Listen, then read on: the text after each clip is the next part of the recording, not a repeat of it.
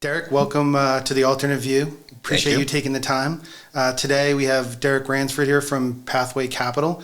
We'll be talking about private equity co-investments, but we're going to talk about private equity in general. But first, let me introduce Derrek here and have him, tell us a little bit about himself and his firm, and then we'll jump into it and hopefully learn a little bit about private equity. Yeah, fantastic. Thanks, Matt, for having me. My name is Derrek Ransford. I work at a firm called Pathway Capital. Pathway Capital has been one of the private market pioneers, been in business since 1991. I've been at Pathway since 2002, so 22 and a bit years. And I'm one of the partners, managing director, and I focus on our co-investment business. Fantastic.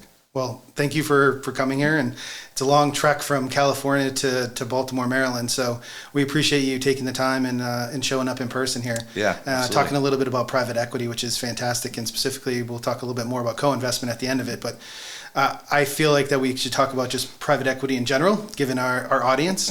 So I'm going to ask you some questions about private equity, and hopefully we can kind of move on from there. But as we define what private equity is, how do you generally define private equity? What is it, and why should we be looking at private equity? Yeah, no, it's a great place to start. I mean, private equity's got a great name because it's basically equity investments in private companies. And obviously the corollary or the opposite of that is public companies, right? And so these are privately held businesses that you have some sort of equity ownership in it. And why would you be interested in it? It's really about the returns. Yeah. I mean, it's not a lot of diversification benefits to invest in private equity versus public equities, but you can have much better returns, higher alpha. That's why you do it. Yeah. It's fantastic. I mean, obviously it's a big buzzword. It's in the media quite a lot nowadays, public markets versus private markets. Obviously private equity kind of comes to the top of that list from a media perspective. As you mentioned, it's basically equity in a privately held business. Why would private businesses want to sell to private equity?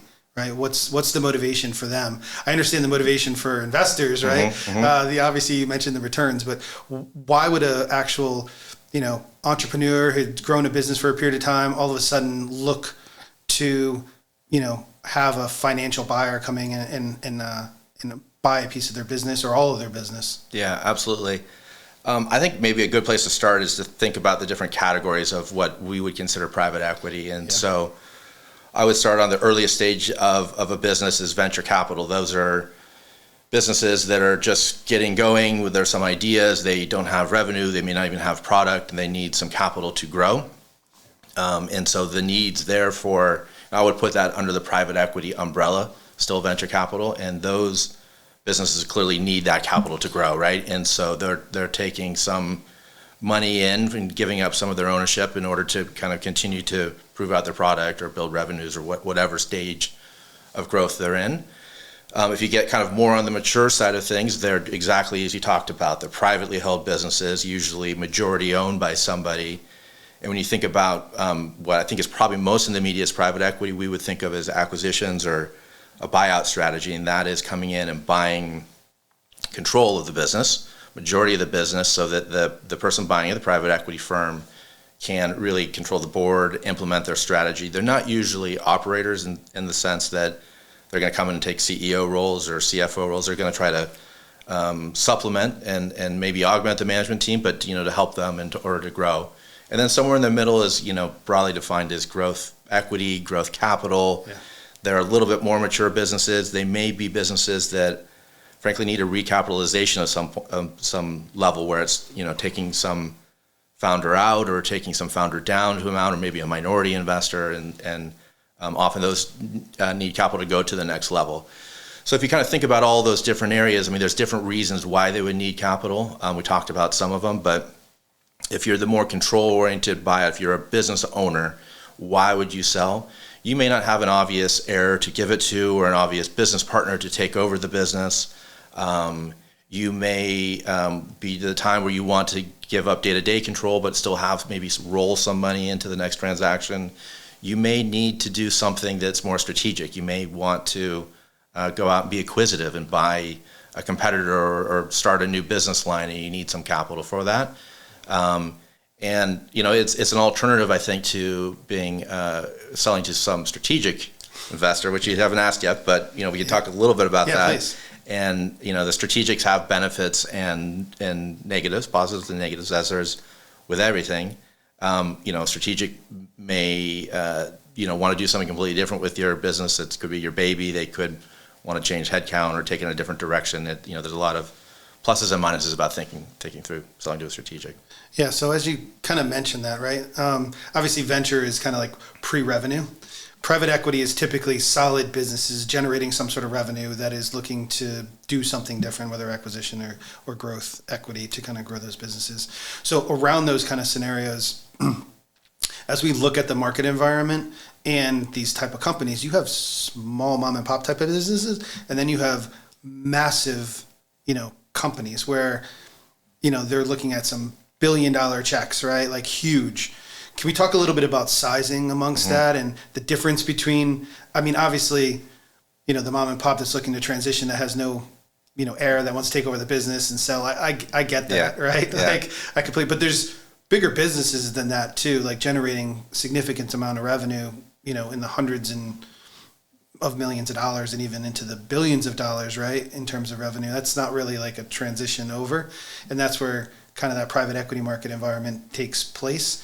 But talk about the difference between, let's call it the small business. And I'm not really talking about like really small businesses. I'm talking about reasonable sized businesses relative to the behemoth type of business, and then those market environments. And I have plenty of questions that go around those. Yeah, absolutely. Look, there's a wide swath of deals that happen across all those market sizes, all those transaction sizes. At the largest end, things that your listeners or followers may know, things like Dunkin' Donuts and Subway sandwich shops. Those are owned by private equity firms, right? Yep. A lot there, you're probably thinking of the alternative as to being a public company. Some of those businesses can be public. Public company, has again, its pluses and minuses, but one of the certain things that it's hard to do as a public company is to make more strategic changes, right? You're more focused on quarter to quarter earnings, and so they're going to be able to, in the private market, do some of the things that they want to do, maybe to, whether it's a turnaround or just kind of an augmentation of strategy, to put it in place so they can kind of get it in a more smooth glide path that the public markets may want. The smaller mom and pop things, obviously you're farther away. Even if we're not talking mom and pop, up a little bit, but right, you're farther away from ever being public. They're going to have completely different strategies, completely different focuses, and probably more variability. A lot of people like the small and mid market for private equity. They think that maybe there's better returns that are available there, and I think broadly I'd agree. But I'd also say there's a wide variability of outcomes because those businesses are just a little bit more fragile, right? Things can go wrong, they can go wildly right. The larger end, things tend to be a little bit more stable. I think from a return perspective, a little bit more banded return, but also that comes with that a little bit less risk. Yeah. So there's been a huge amount of statistics related to the public versus private, and the majority of companies are private globally, right? And we've seen a shrinking amount of public companies or private companies going public over the years. The stock market continues, in terms of listed companies, has continued to shrink. What do you think that is? Why of that? I have my own assumptions, but I'm curious to what your thoughts are around it. Yeah, the data has been what it is, like you said, for a long time. The number of private companies, depending on what metric you look at, those over 100 million of revenue, those over 10 million of revenue, in any kind of cut. Yeah. And it's the same in every market, US, Europe, kind of Asia. So that's always been the same. And so that's always driven a big opportunity set. And I think what you're talking about is a more recent phenomenon, maybe over the last decade or maybe decade plus. Look, I think, I'm not I don't travel in the public equity world, so I can only speculate a little bit. But I think it's very difficult to be a public company these days. You have to manage quarter to quarter. Obviously, you get really punished if you don't make those earnings. And, businesses in market environments like we're in today need to do things and reposition themselves and do things that are strategic. And that can be challenging in a public arena. And I think you have more capital flowing to private markets, which allows some of these businesses that would have otherwise only had an IPO as their exit opportunity now to have other opportunities. They can sell to bigger private equity firms. They can, realize a little bit of capital, maybe get some money to their employees and other shareholders that have part of that, and refocus on another strategy for a 5-year period. And the alignment of interest in the private markets is really powerful. And I don't know if the public markets have quite that same level of alignment. Yeah. And the glass half empty person can say, well, there's a lot of fees and a lot of leakage of money that goes to the private equity firms, that goes to the CEOs and when interests are aligned, everyone kind of rowing in the same direction, it can be quite powerful for the investor as well. Yeah, from an investor perspective, and you're completely right. I think from my perspective, quarter to quarter performance isn't the long-term objectives that most individual investors have, right? Most have a long-term goal and objective associated to their portfolios. And granted, quarter to quarter, like if you're managing quarter to quarter, that could be very difficult to do. And then obviously the private markets, and we could talk about illiquidity to that in a minute or two. But obviously the need for liquidity has shrunk. I felt like that most companies on the private side to go public was to generate liquidity to some extent, right? I agree with that. Right. Yeah. So, and I feel like the growth of the private equity markets themselves and even the credit markets themselves have expanded that capability to stay private longer without the need to generate liquidity from an IPO and have to deal with all the things that you mentioned regarding regulation. Exactly. So, with that alignment of interest and is the illiquidity component worth, and we call it illiquidity premium, right? Like you hear that term, but it's basically, your ability not to access that capital or your money back in a short time frame worth, with the fees, as you mentioned, and all that kind of stuff. Is it worth it relative to the public markets? Yeah. I mean, you can call it whatever you want. Like, to order to do that, you need to demand more return, right? Yeah. Otherwise, it just doesn't make sense. Look, I think, in private equity broadly across all those categories that we talked about, there's a really high dispersion of returns. And by that, I mean, not all private equity is the same, and that there's no index, no passive index that you can invest in. The spread between the best private equity general partners and the worst, or if you think about it, the top quartile and the third quartile ranking, very, very wide, right? If you look at the comparable amount to a public bond manager or a public equity like large cap manager, very, very narrow. If you go back to private equity and you say, okay, let's just say the average return, again, there's no index, but just the average return probably doesn't inspire you that much compared to what you can get in just an S&P. Yeah. But because there's that dispersion of returns, there's that opportunity to very significantly outperform. And that's really what you need to demand. If you're going to be in private equity, you want to be with good managers. You want to have an appropriate strategy. You want to be doing it right.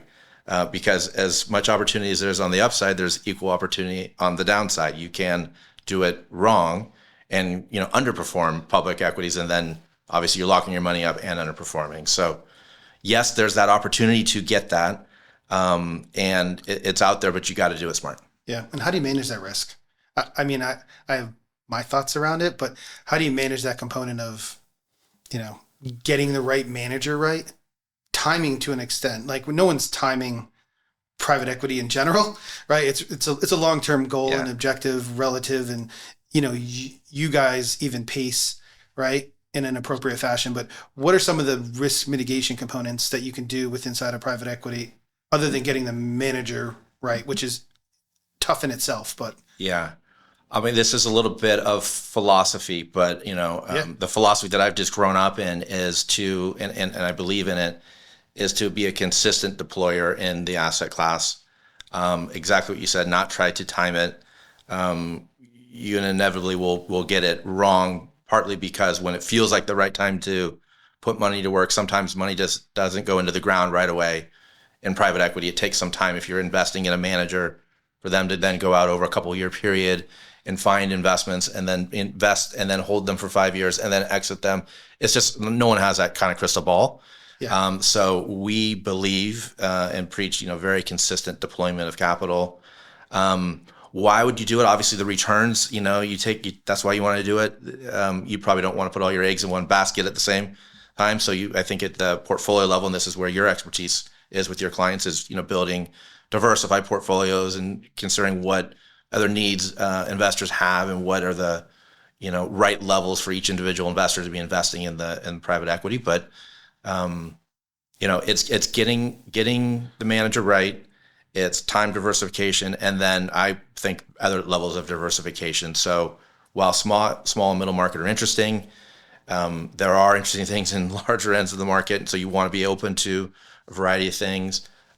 Geographic, we're big believers in the U.S. really and Western Europe, but Yeah, talk a little bit about those differences in markets geographically, because it is interesting. And then we also throw in the currency component to things, like, right? So you have different geopolitical, you have currency, it's, I don't want to say it's easier in the US market, in the domestic markets, but you very much understand laws, you understand business to some extent, and everyone's kind of playing from the same playing field with regards to currency, where when you start stepping away from the domestic markets and heading into the international markets, you're throwing a whole bunch of different things into that mix as it relates to, identifying managers and buying companies in those markets. Yeah, absolutely. I mean, I think anyone that invests in private markets needs to have a global perspective and be global aware. But I think all the things you just mentioned are accurate. You go to some markets and you look at the number of private equity firms that are there and the amount of dollars they have to invest, and you look at the number of companies that trade in the private markets, and you start to realize that one or two of these private equity firms make up a lot of the market, right? You don't want to be in that kind of position where you're effectively buying the market, because again, that kind of drives you back towards the mean returns. But you're also incredibly accurate, about currency. It's because of how we talked about the money goes out and the money comes back. It's incredibly hard to hedge. Yeah. So you are in effect taking on currency risk. So as a result, we've tended to focus more on the U.S. and Western Europe. There's our active markets more into Central Europe and parts of Israel. Latin America has some players. Most of them are more across countries, not country specific. And Asia, has developed in different ways, where China has a slightly different market that's more minority focused than, like, say, Japan is, and Australia and some of those other areas. But the rule of law, tax. We didn't talk about tax, but tax is also an important factor, and so that's driven a lot of investors to the U.S. market. And when you guys look at managers that are participating in that, I mean, you're looking for non-tourist type of managers, meaning like ones that just aren't dipping their toes in there, ones that are really participating in that market environment, understanding the rules of engagement, as I call it, with all the different kind of components that we've already identified. Yeah, I mean, there are different schools of thought. Yeah. Our school of thought is a little bit to be more with people that are proven, that have not just been in a market, but have invested capital in a market, have the right relationships in a market. There are schools of thought that, hey, some of these, emerging managers is a big buzzword in the space, that, hey, let's find the next great, so fill in the blank. And to find them, we got to take a little bit more risk, because you're kind of backing somebody that's coming from some area where they don't have a lot of that experience. I think that's just riskier, right? That can work out and it cannot work out. Yeah. But things that I would say most investors probably look for in private markets when you're looking at a manager is, first of all, these are usually 10-year plus vehicles. Yep. So people that have been together for a long period of time, that have worked together for a long period of time, that have great relationships with each other, interpersonal relationships, as well as the governance of the firm, to make sure that is good for the long term, right? Yeah. Then those that have expertise in particular industries where they're focused.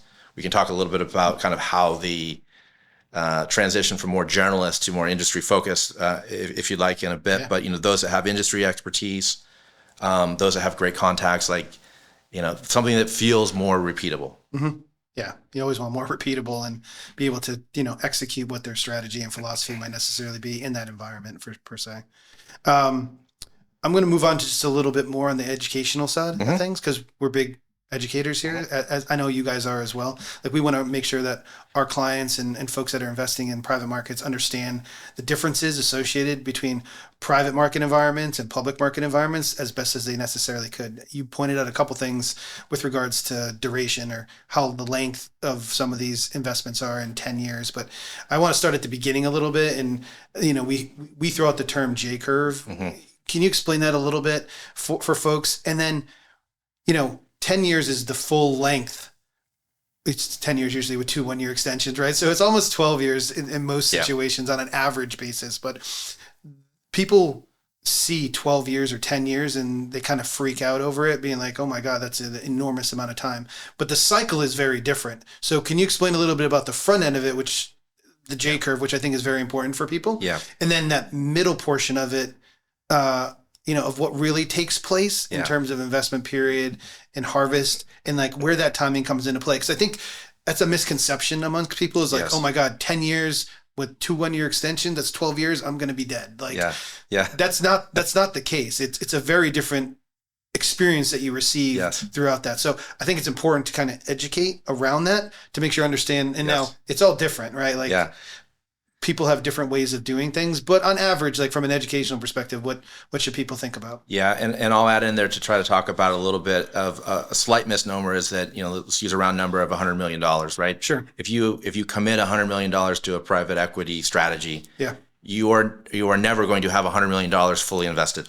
Good point. Or never going to have $100 million of exposure. And so that we'll talk kind of. Yeah, I think that's super important as well. I don't think people understand that as well, but once in a while people draw all of it in some situations and some types of investments, but regarding private equity for the most part, I fully agree with you. Correct. So typical private equity fund has a 5-year commitment period. Let's use the $100 million.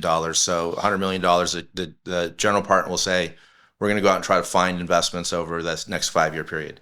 Let's say they're going to find 10 investments each and do it equally over the 5 years. Each of those individual investments is typically underwritten to a 5-year hold. Venture capital with early stage being slightly different because they're earlier, that will have longer expected hold periods. But we're talking about buyout acquisition strategies, 5-year holds. So, the company that's invested on day one or year one should be realized in year 5, right? And some of that cash start coming back to you and then so on down the line. Now, for each of those 5-year expected holds, there's some bell curve around that of what actually happens, right? Some of them do very well and are realized early, maybe in as early as 2.5 or 3 years. Some of them take a little bit longer, maybe are 7 years. And so you're right. When you get to year 10, you're likely going to have at least 1 or 2 companies that has had something that's going to need a little bit more time. So there's usually the extensions. But also a lot of capital is also going to have been realized and return back to investors. And so you have a lot of your money off the table, usually at least, 100% of your money back at that point in time. So that's kind of how the flow works. And because of the money going out over that 5-year period and some of the early realizations coming back is why you can never get to that full amount that you've committed in terms of underlying value. Now, the J curve is an important part too. Yeah, right. And it scares a lot of people. Well, I think they're surprised. Because usually you buy a stock one day, like on the public markets, and you look at it and you're like, I paid $50 for the stock, and hopefully tomorrow it's $51, right? And you can see that move like every single day. Yes. So I think it's more of a surprise than anything when they get their first capital statement. Yes. So sorry, but no, it's a great topic.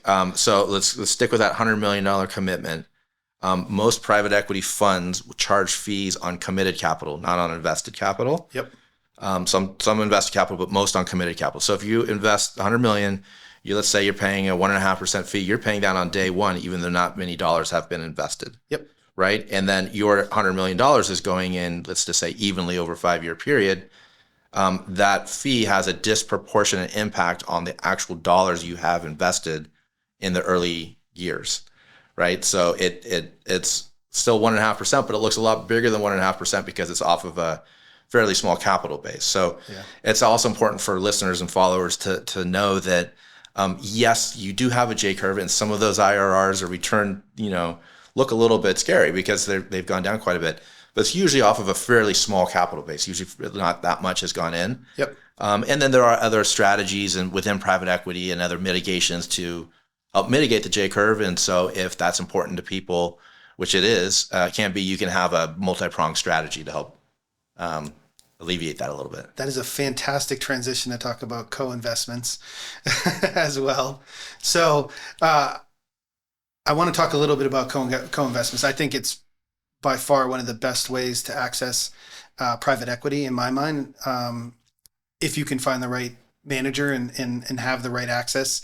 But we target like co-investment as part of another strategy within inside of private equity, right? Like relative to secondaries or something like that. So can you explain a little bit what a co-investment is? And in particular, co-investment fund too, I guess, that goes along with that, because they kind of run parallel to each other. But, talking about all those things that we've already talked about around private equity, I think it's a good transition into co-investments. Yeah. So let's go back to that private equity fund that I talked about, $100 million investing over a 5-year period, charging a 1.5% management fee. Also charges typically 20% carried interest, right? So 20% of the net profits, performance goes back to the general partner. As they're building out that portfolio, again, kind of one of the transitions that's happened in the marketplace is from generalists that just invest across everything to industry expertise. Partly because of the need to really, do something with these businesses. You can't just buy them and lever them anymore. That's an 80s strategy. You have to be active. You have to have operating, people. You have to have networks. And so as GPs have become more and more focused on their industries, they want to be able to pursue a wide variety of size, really, of transactions. And so a co-investment is when that same manager goes out and finds an opportunity, one of those 10 deals I talked about, and puts it in the fund. They have some fund constraints in terms of portfolio construction. No more than a certain size can be in one individual investment. And for them, like, it's not worth the risk to put too much in one, investment. It's not prudent, right? So they usually will go back to their limited partners, their existing investors, and say, hey, we need a little bit more money for this deal. We think it's a good deal.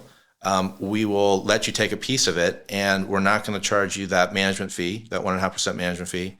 And we're not going to charge you that 20% carried interest. So you can get access to the same deal, same terms, same security, vested at the same time with minority protections to allow you to exit alongside them at no fee and no carry. And so that's really what a co-investment is. It's investing alongside someone else that's really leading the transaction, and they typically come at discounted economics and almost always no fee and no carry. So why would they do that? I mean, that seems kind of good deal, like opportunity to raise capital. Why are they giving it away for free? Yeah.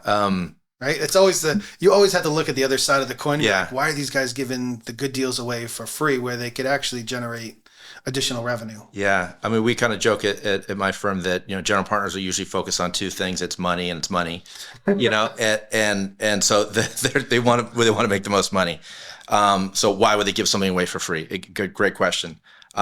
Typically they have some fund constraints, like I talked about, so they can't put more than so much in a fund. And remember, most of these, they make their money mainly off of that carried interest or that performance fee, that 20% gains. And so, it's prudent for them not to put all their eggs in one basket, so to speak, and to have a diversified portfolio,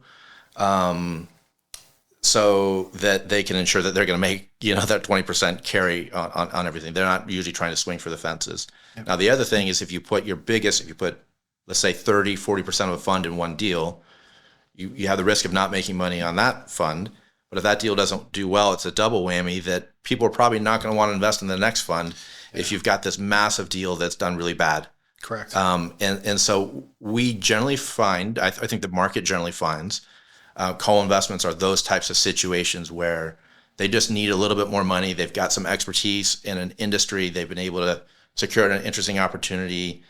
The larger deals typically are a little bit skewed in terms of the return profile because they don't want to put their riskiest deals there. So they have a more positive return skewed outcome, a little bit more downside protection. And that's the typical reason. There are other reasons though too. It could be the last deal in a fund and they just don't have the capital. Yeah.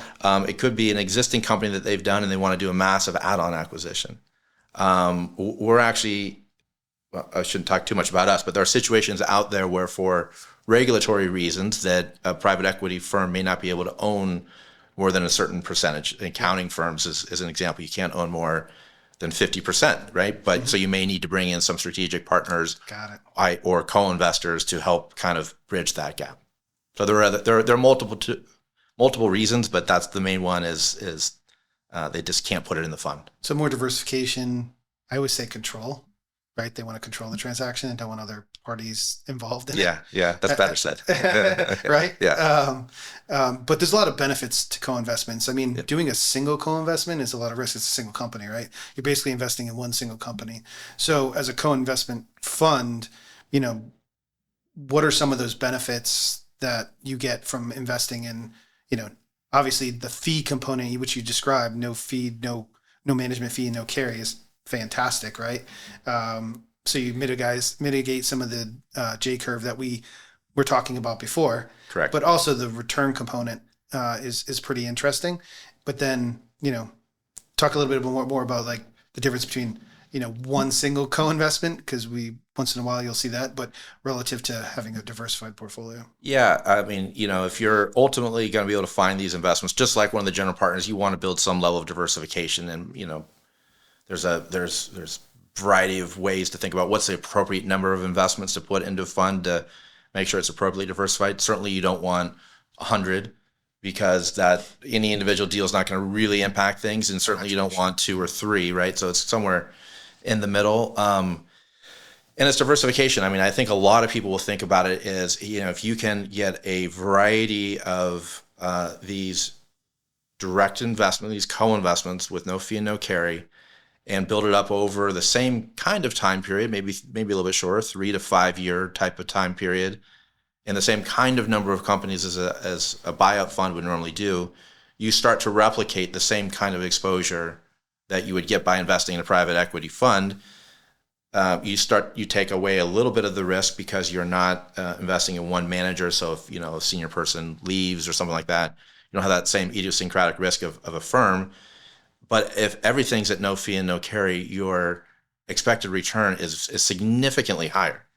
Yeah. And there are very few parts, I think, certainly in private markets, but I think in almost any market where you can say, look, if I do this the right way and build the right kind of diversification, I'm not really taking that much incremental risk, but by cutting out all the fees and carried interest, I have a widely higher expected return. Yeah, it hurdles so much lower, right? Yeah. Like to overcome that, where you're taking that J curve component, yes, you're eliminating a lot of that, and that's why I always point out that investing in co-investments alongside of great managers,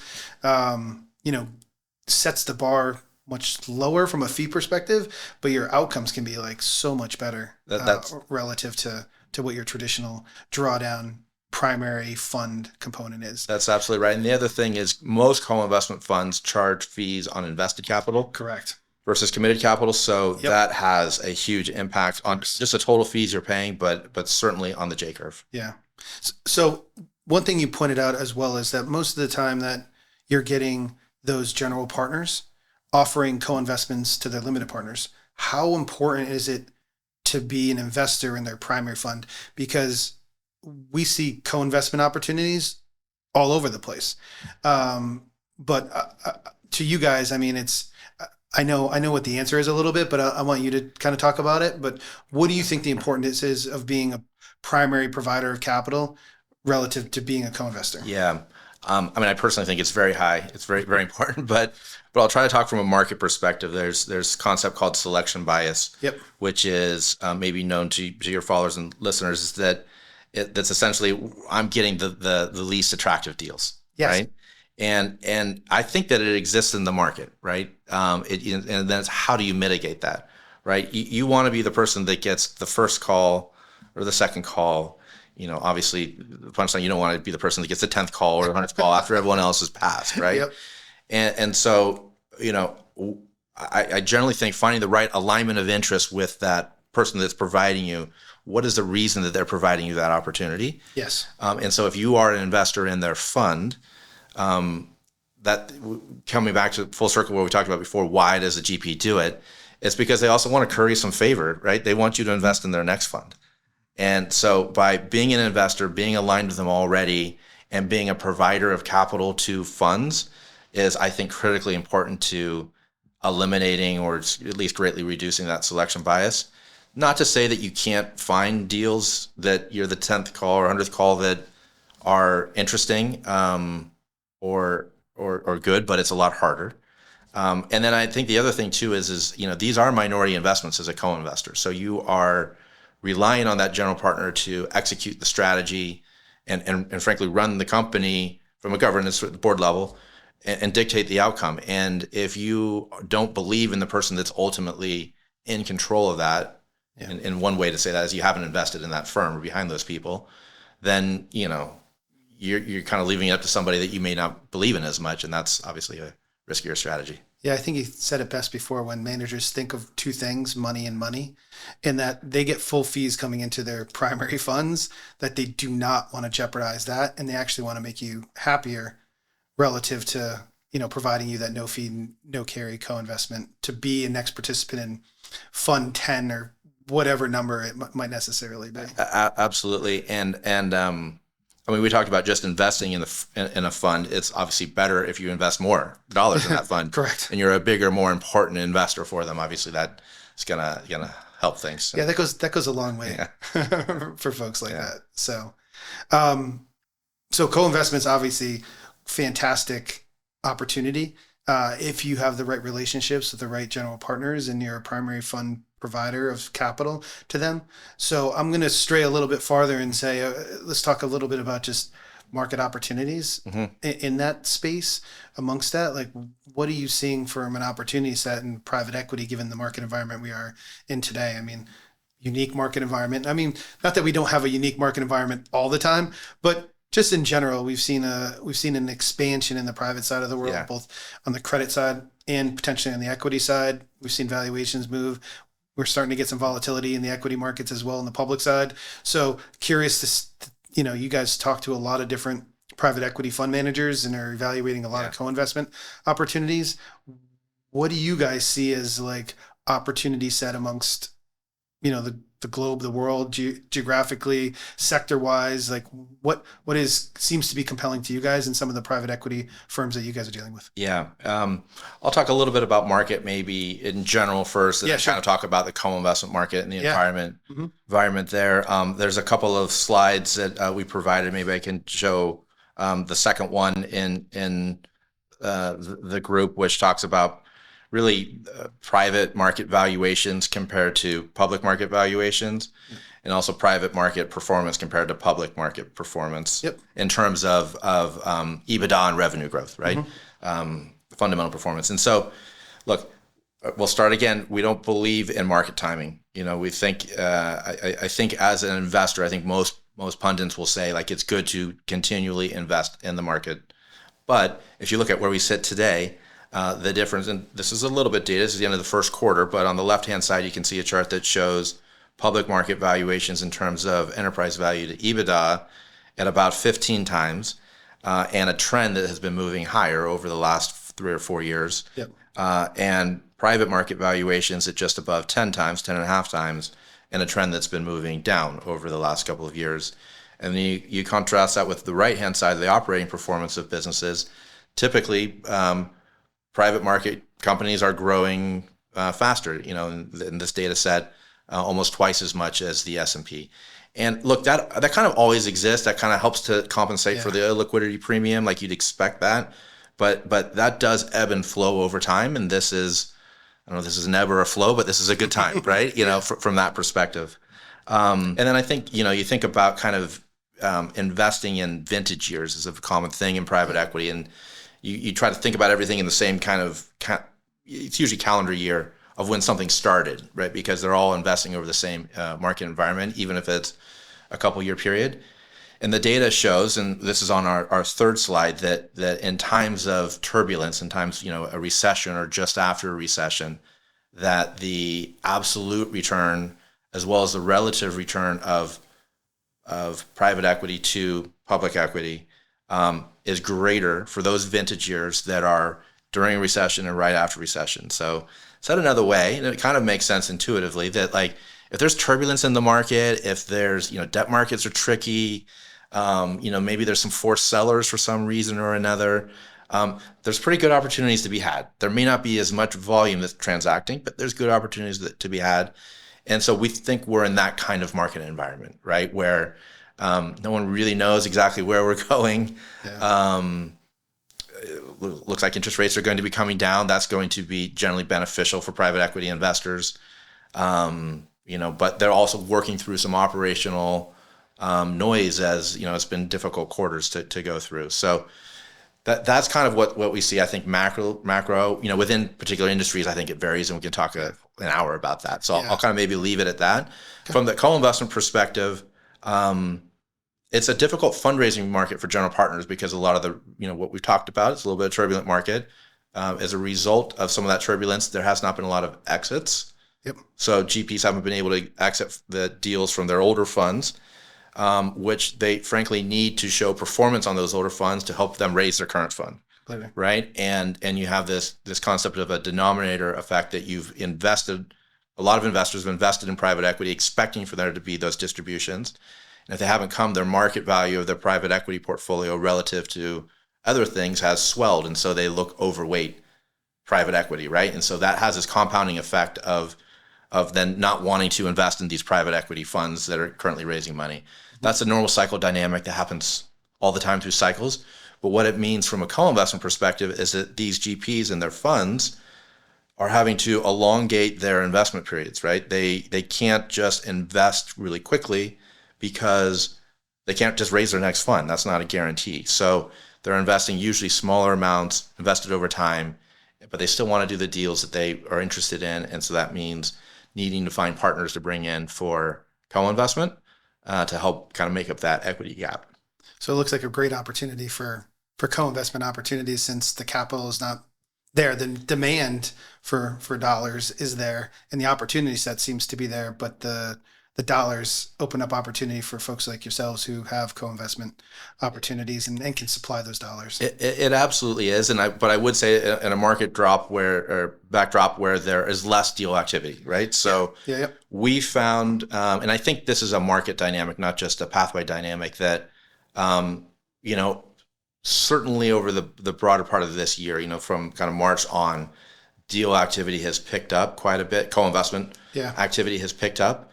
And the deals that have been done over the more turbulent times of the last year or two are starting to look pretty interesting, and we think that's going to continue. So you kind of have to find your spots. You have to work hard to get access to some of these co-investments, but we think they're a pretty interesting time to be doing deals. Great. Well, thank you for coming on The Alternate View. We appreciate your time traveling all this way and talking a little bit about private equity and co-investment in general. Thank you, Matt. Appreciate it. No, thank you.